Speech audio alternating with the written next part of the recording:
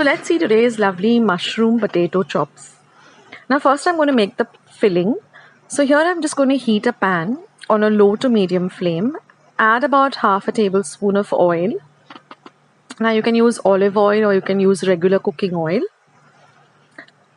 Let the oil heat up well. Then I'm going to add 4 cloves of garlic that I've chopped fine. We're going to fry the garlic really well till the rawness of the garlic goes away. And the garlic also flavors the oil really well. Then I'm going to add half an inch of grated ginger. All I've done is taken a cheese grater and just grated the ginger. Next goes in 1 medium-sized onion that I've chopped fine. Now we're going to saute all of this really well till the onion becomes nice and translucent.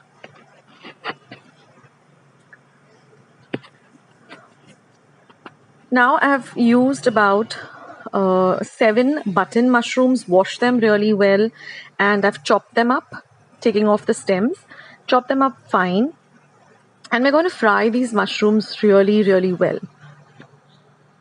So we're going to cook these mushrooms till all the moisture, as you can see there's some liquid or moisture that is that the mushroom gives out as you cook it. So we're going to let all of that dry up and really fry the mushrooms or cook the mushrooms really well before we season it or flavor it. So now you can see the mushrooms have nicely cooked. Now we're going to add about 1/4 teaspoon of pepper powder. So this is homemade pepper powder. I've just taken the peppercorns, just roasted them and ground them to a fine powder.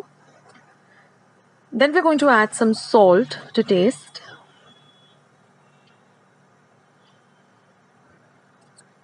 And again fry everything or mix everything really well.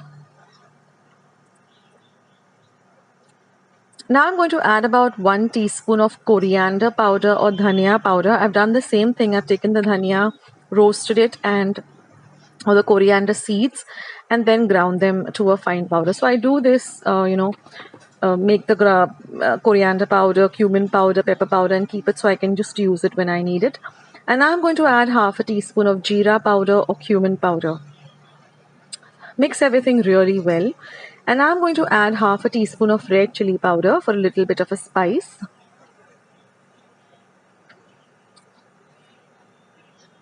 And just a pinch of garam masala. Now this is again homemade garam masala, so I'll leave a link of how I prepared my garam masala at home. Now mix everything really well. So if you want to find any of my recipes, for example garam masala, all you'll do is just type garam masala Akshita's recipes in the YouTube search button and my recipe will pop up. So that's the easiest way to find my recipes.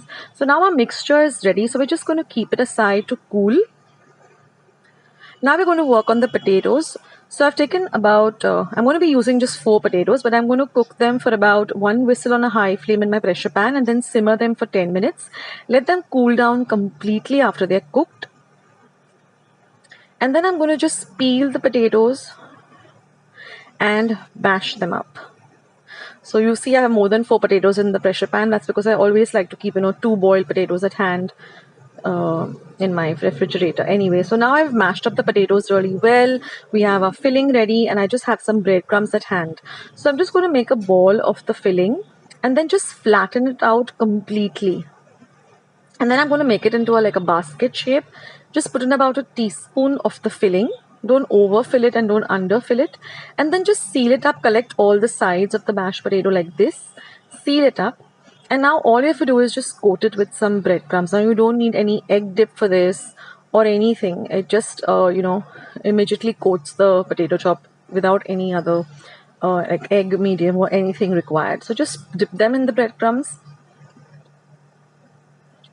Now an easy way to make breadcrumbs if you require them really urgently is just take some bread slices and just put them in your mixer and make the breadcrumbs.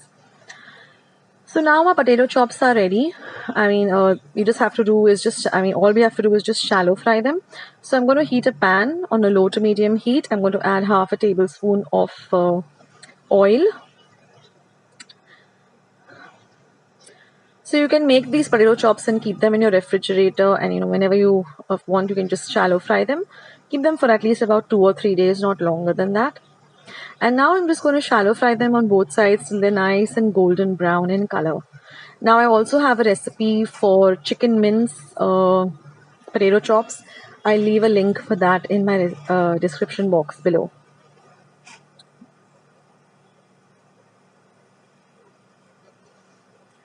So fry them well on both sides till they're nice and golden brown in color. And just enjoy this with some ketchup. And this is an ideal snack, or even as a side dish with some dal, rice, or with anything. It just goes amazingly well. So I hope you like today's recipe. I hope you give it a try. Do leave your comments in the comment section below. Go and check out my other recipes. Share my recipes with family and friends. And I'll catch you soon in my next video. Thank you for watching. See you. Bye.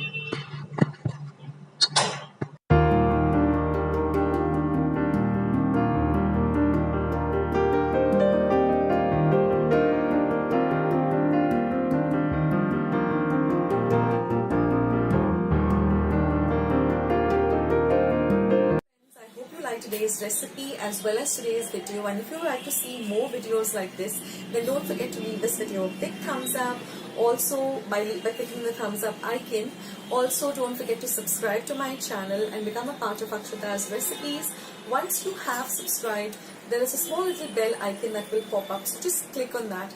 That way whenever I put up a new recipe or a new video, you get a message for the same. So on that note, I'll say bye and I'll catch you in my next video sooner than you think. This is Akshata saying bye. Take care, stay healthy, stay fit, be kind and loving to one another. So till we meet again, bye.